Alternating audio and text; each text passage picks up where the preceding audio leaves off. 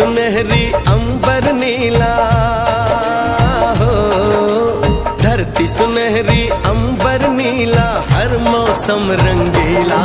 ऐसा देश है मेरा हो, ऐसा देश है मेरा, ऐसा देश है मेरा, हाँ ऐसा देश है मेरा।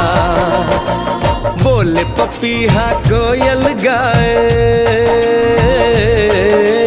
बोले पपीहा कोयल गाए, सावन घिर के आए।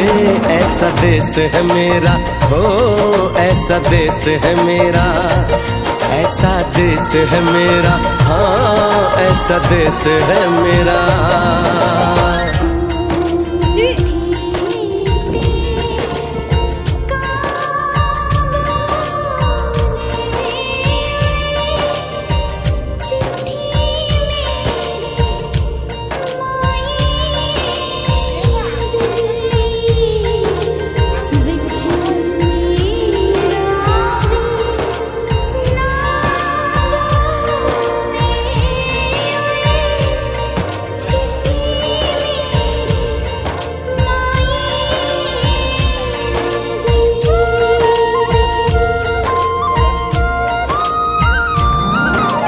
गेहूं के खेतों में कंघी जो करे हवाएं, रंग बिरंगी कितनी चुनरियां उड़ उड़ जाएं।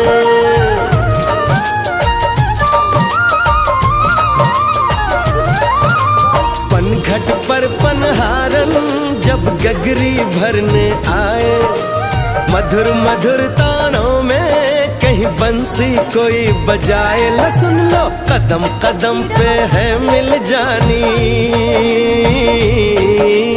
कदम कदम पे है मिल जानी कोई प्रेम कहानी। ऐसा देश है मेरा हो, ऐसा देश है मेरा, ऐसा देश है।